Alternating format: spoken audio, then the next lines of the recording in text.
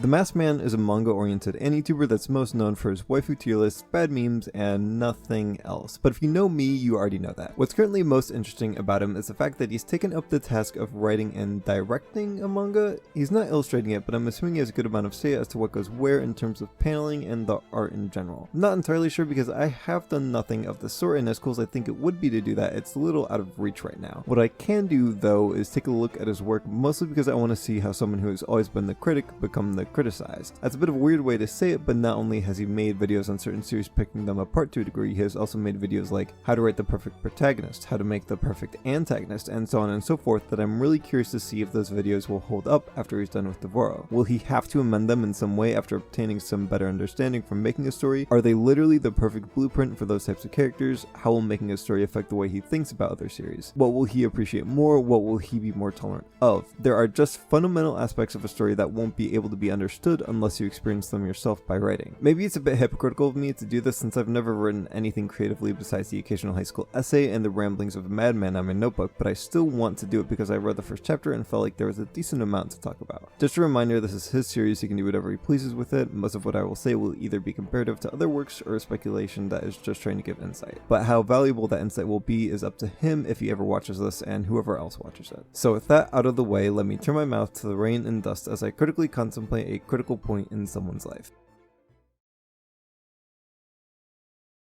Something happened. That's what caught my interest the most this chapter. A disagreement between a soldier and its general over some dead comrades leads Mr. Lance to throw his name away and leave Dark Souls' boss to stand and say I refuse, Plague Doctor crying, and someone in the middle trying to mediate and bring a little bit of hope. This immediately transitions out and into someone walking in the snow, but I think it'd be easier to tackle all of that scenario in one go, so let me skip to that part. Wait, that's it?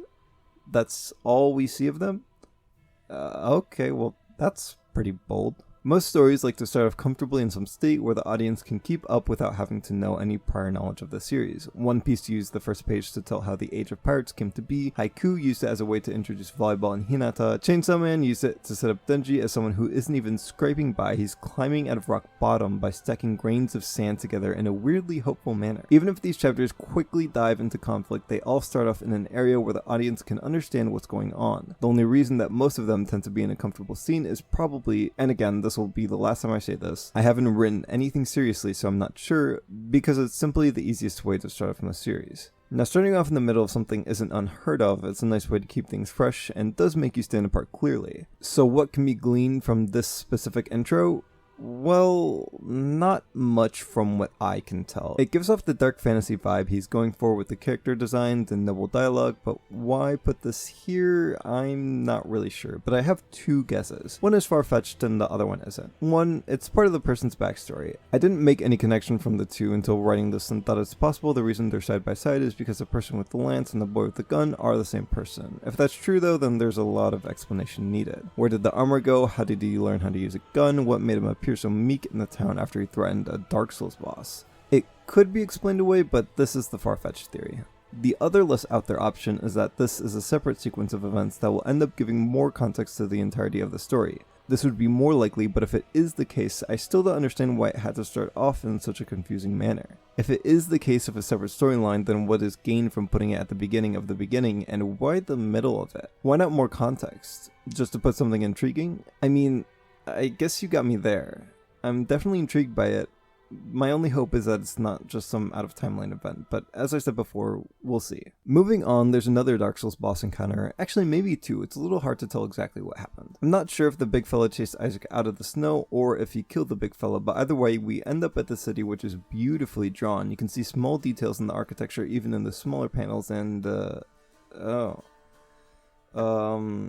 well, I'm probably less qualified to judge art than I am a story, but just make sure it's consistent. This doesn't look finished, not because it's bad per se, but because what comes before and after it looks so much better, it's hard to believe that this is what it's supposed to look like. Always give the artist the time. Deadlines are a good thing to have if you can't get something done when it needs to be, but it doesn't need to be because you're your own boss here. You can do whatever you want until you believe it's ready. Maybe you'll get some flack for pushing it back, but if that's the case, just don't announce a deadline until you know know it's ready. Having an idea of where it might be weeks or even months before it's done is ludicrous. Take it from this guy. And while on the subject of art, let's take a look back at this page. It is both very cool and not. There's a feathery Dementor-like figure with eyes beneath its cloak, some hands, cryptic messaging, and then there's this box around the text. There's no explanation needed, it just looks bad. But what might be worse is this. I believe that these are the same feathers put on top of the demon's head, cropped out and enlarged. The thing is, I wouldn't have noticed it if it wasn't this big, because there's another one that's exactly the same thing but a bit smaller.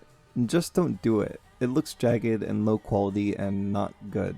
Either give them the time to put the work in or drop the overall detail so it's a bit more consistent. There is a second artist that's going to work on the later chapters, so here's to hoping an extra set of hands will improve the quality. After getting checked into some adventurers guild, we meet our new friends, or maybe not. It's possible they die in like 5 chapters or something, but let's assume not. I can't say much about them because characters develop with time, but what I can talk about is this clerk. What's most important about her is that she's sized 3 times in the span of 2 pages. Why is that important? Well, let's think about most anime or manga characters. They tend to have very abnormal personalities compared to other shows on TV dramas. That's not a bad thing by any means, but sometimes those personalities aren't really personalities, they're more of a shtick. The easiest example is Black Clover. Pretty much all the Black Bulls have 1 or 2 traits associated with them that becomes who they are. Hot girl who drinks, sister complex, eats, loud delinquent. You can sum them up in a few words or less, which makes for a bland character. Not that all characters have to be complex, and I mean even gimmicky characters like this have been some of my favorites. But the more you want a character to be a fully realized person or someone that someone else can connect to, they can't be summed up in just 2 words. This is why the clerk having 3 women moments in the span of 2 pages worries me, although only slightly. She's probably not going to show up much more, and if she does, it'll only be as a minor role. But if it turns out that even the main characters in the series just have this one trait defining personality, I'll be a bit disappointed.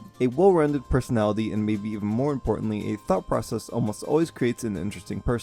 One that likely changes throughout the story, and what would be even better would be a thought process that differs from your own. It's why a lot of people who say that a good villain is one that seems like they have a point even if they disagree with that point. I have more faith than not that I won't be disappointed, but I wanted to highlight it because I can't say anything right now about the current cast. After the cast introductions, a bit of awkward dialogue follows into the best illustrated pages of the whole chapter because they're the last pages. That's a really bad joke. This slightly off-center drawing is really captivating because you can almost see the blood draining off his face from someone who's black and white, which develops into some sort of panic attack. This panel especially looks good to me because although it isn't as refined as the other ones, it makes it look like his vision is going out of focus. It's all blurry, rough, and gives a sensation of anxiety. Then Mahito pulls out his domain expansion, which results in one of those pages. You know, the ones that are more black than white, those pages are always wild. That's where it finishes off.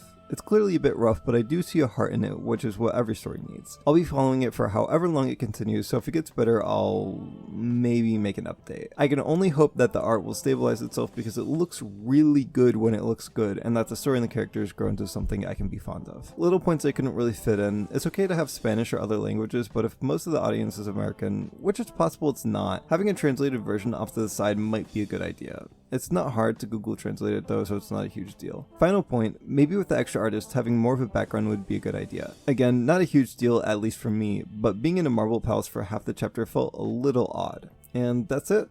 I sincerely hope the best for him and this new story. Looking forward to the next chapter. I was going to make a joke at the end here about how he's dropped some of my favorite series, so I'd rename the title of the script to say Why Devoro is Shit, but I reread the script and now I feel like I already did that. It's not completely shitting on it, but it feels like the ratio of criticism to compliments is at least 5 to 1. Hopefully it's taken as criticism. I swear I didn't mean to be just an asshole.